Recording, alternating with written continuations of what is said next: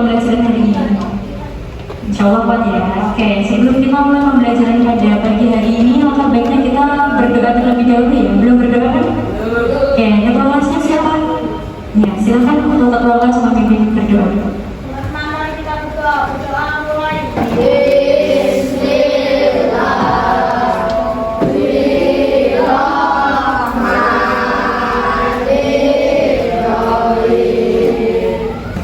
Oke, selamat pagi. Semuanya semangat untuk belajar atau tidak?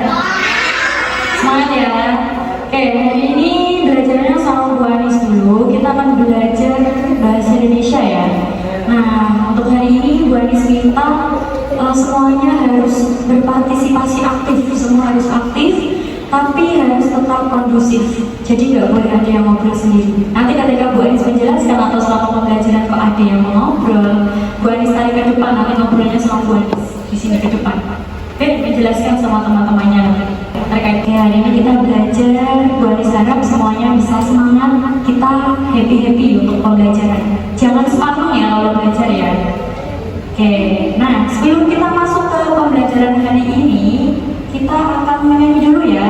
Untuk menumbuhkan rasa nasionalisme kita akan menyanyikan lagu dari Sabang sampai Merauke. Oke, Bu Anis minta untuk semuanya bisa berdiri. Kita nyanyi bersama saya.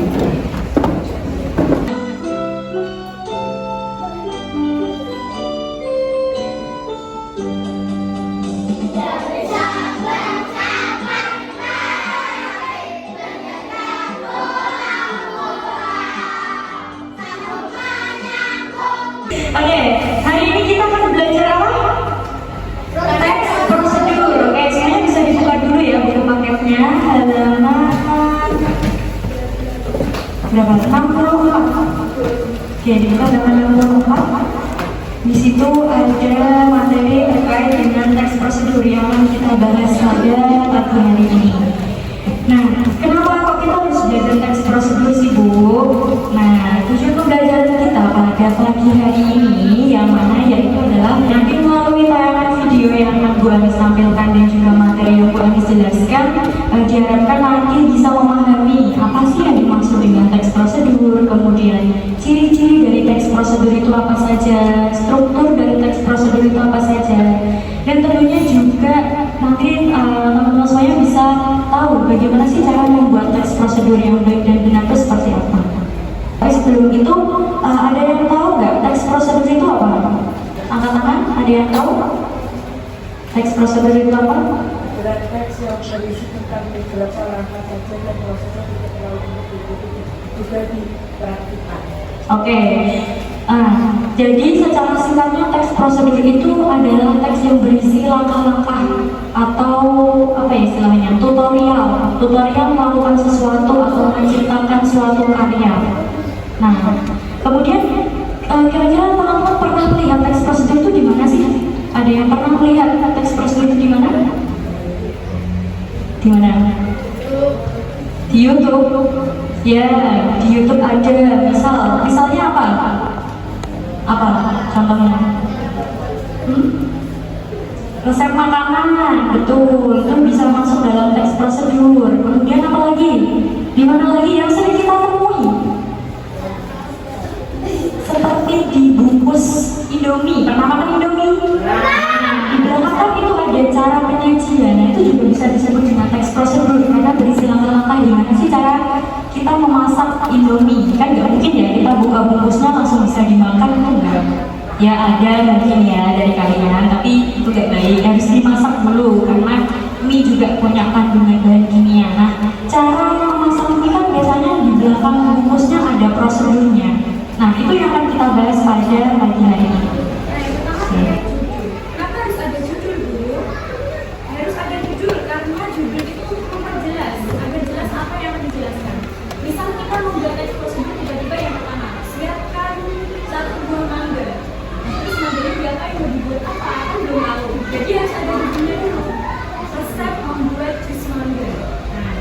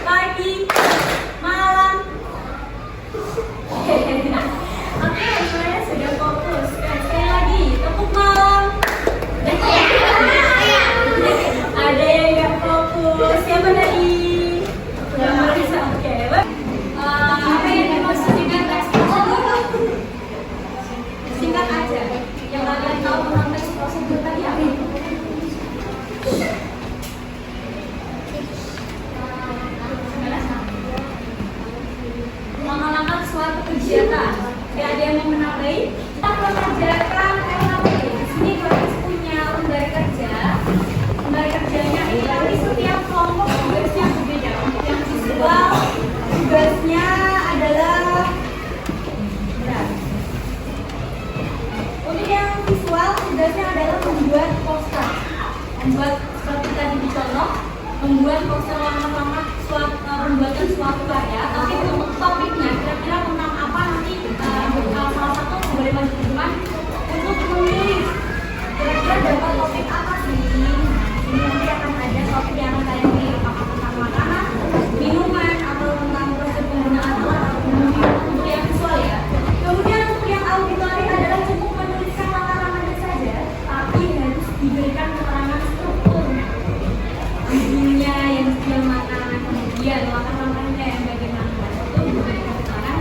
Kemudian untuk yang kinestetik tugasnya adalah membuat video singkat. Visual ya. Auditory.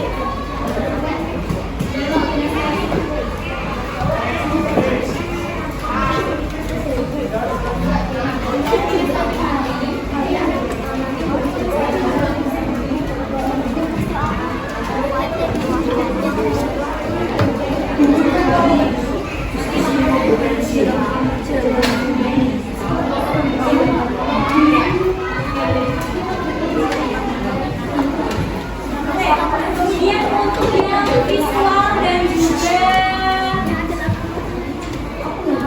auditory.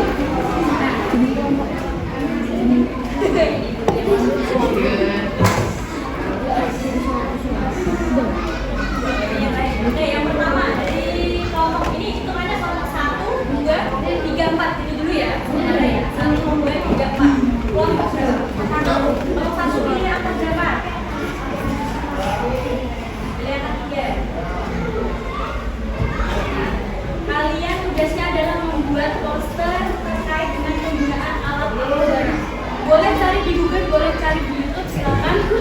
Dan dikreasikan ya dalam bentuk poster, berarti boleh diberi gambaran. Yang mana yang dikasih gambar posternya kreasikan ya.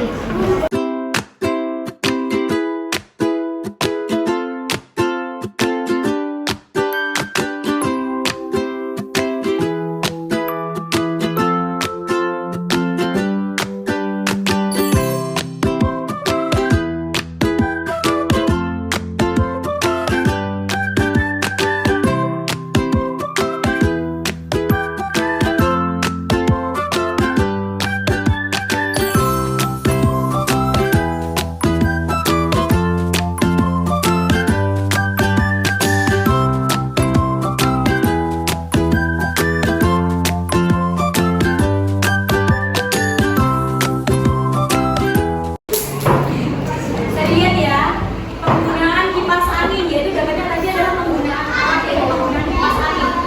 Stepnya apa aja? Alat kerjanya sangat kotor, kipas angin.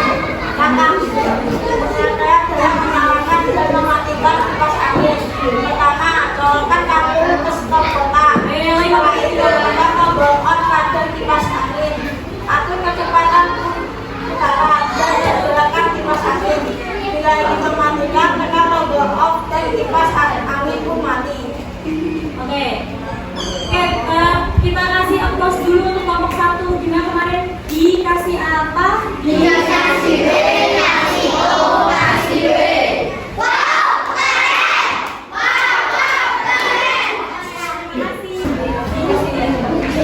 Nah ini dari kelompok auditory